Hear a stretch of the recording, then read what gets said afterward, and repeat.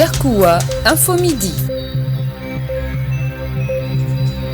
Messieurs, dames, merci d'être à l'écoute des programmes de la radio Garkuwa. Nous sommes le mardi 20 mai 2025. C'est l'heure de votre journal parlé en français dans une présentation de Sarah Issoufou. Au sommaire de ce journal, des transporteurs ont été attaqués sur l'axe Dori-Terra, une attaque qui a fait 3 morts. Les enfants font face à divers cancers appelés cancers pédiatriques, des pathologies dont la prise en charge est difficile à Maradi. Reportage dans un instant. Ce n'est pas toute eau qui est saine. On parle ici de l'eau en sachet appelée Pure Water vendue partout.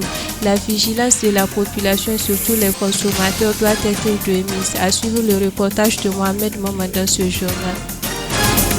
Le gouvernement nigérien assume le Hausa comme choix de rupture et de souveraineté, un choix qui s'inscrit dans un projet inclusif, respectueux de la richesse linguistique du pays et conçu pour renforcer l'unité et la souveraineté du pays. Monsieur Dam, bonjour. Nous commençons ce journal avec cette petite brève. Le dimanche 18 mai 2025, une attaque a eu lieu contre un convoi de ravitaillement sur l'axe Dori-Terra par les bandits armés. Cette attaque a coûté la vie à 3 conducteurs et plusieurs blessés ont été enregistrés. Le Bureau exécutif national de l'Union des travailleurs du transport et assimilés du Niger, UTAN, présente ses condoléances les plus attristées aux familles biologiques des victimes, à leurs proches, amis ainsi qu'à tous les camarades du secteur du transport. Face à cette énième tragédie, l'UTAN interpelle solennellement les autorités du Conseil national pour la sauvegarde de la patrie, CNSP, et le gouvernement à prendre des mesures urgentes, concrètes et renforcées afin de sécuriser efficacement tous les axes sensibles, particulièrement ceux empruntés régulièrement par les convois de transport et de ravitaillement. Sur un autre plan, ils n'ont parfois que quelques mois ou quelques années et pourtant ils doivent affronter l'un des combats les plus difficiles, celui contre le cancer. Le cancer pédiatrique touche des centaines d'enfants au Niger chaque année. À l'hôpital de référence de Maradi, les larmes, l'espoir et la résilience se côtoient chaque jour entre diagnostic tardif, manque de moyens de parents et souffrance silencieuse des enfants. Moustapha Maïnassara nous parle aujourd'hui de ces cancers. Suivez son reportage.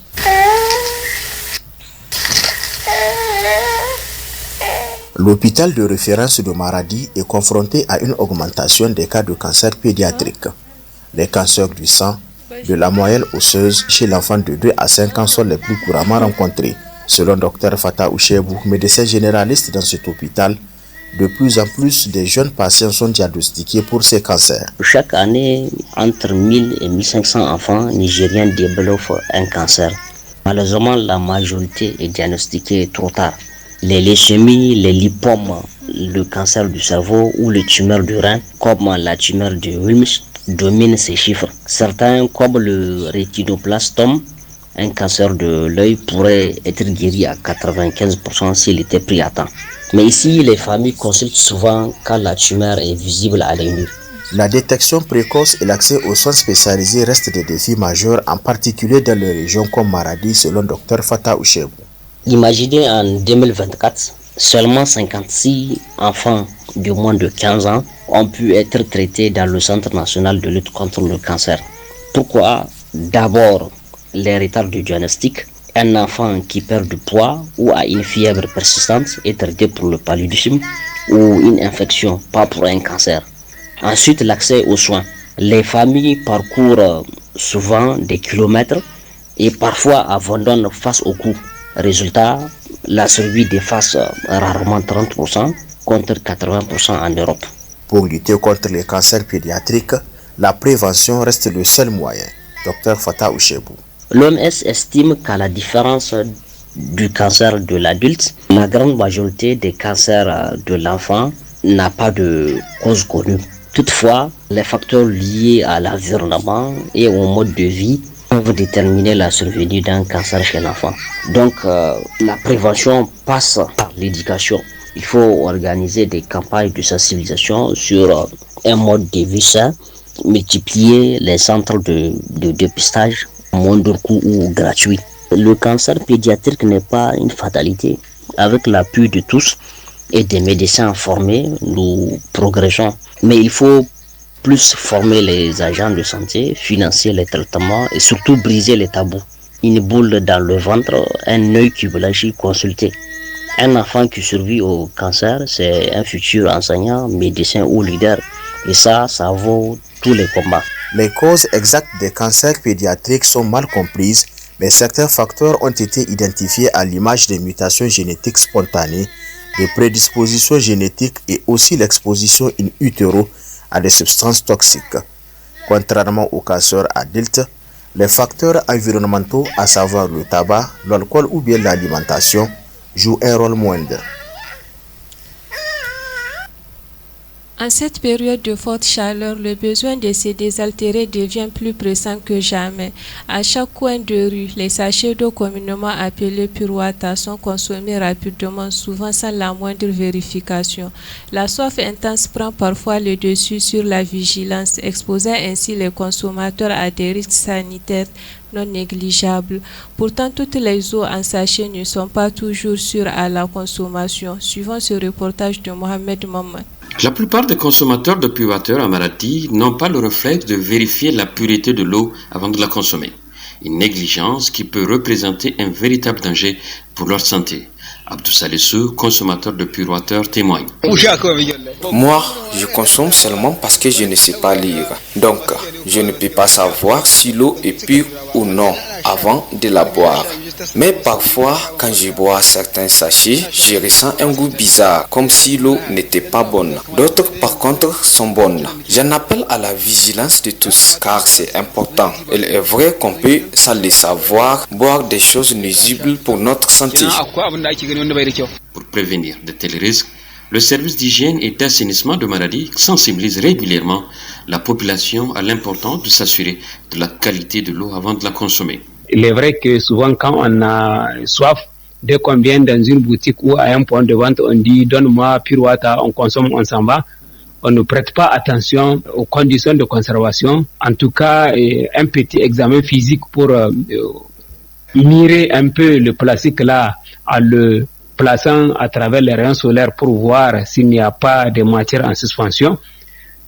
Donc c'est à ce niveau-là que nous voulons que le consommateur lui-même soit vigilant pour faire ce petit examen en quelques secondes pour voir s'il n'y a pas d'impureté, pour voir si ce n'est pas de l'eau exposée au soleil, pour voir si vraiment d'autres éléments dont il n'a pas confiance ne figurent pas sur le sachet. Par ailleurs, les milliers de sachets de pure water jetés dans les rues de Maradi posent un sérieux problème environnemental. La gestion de ces déchets plastiques est devenue un véritable défi. Là aussi, la population est appelée à prendre conscience afin de ne pas contribuer à la pollution de notre cadre de vie.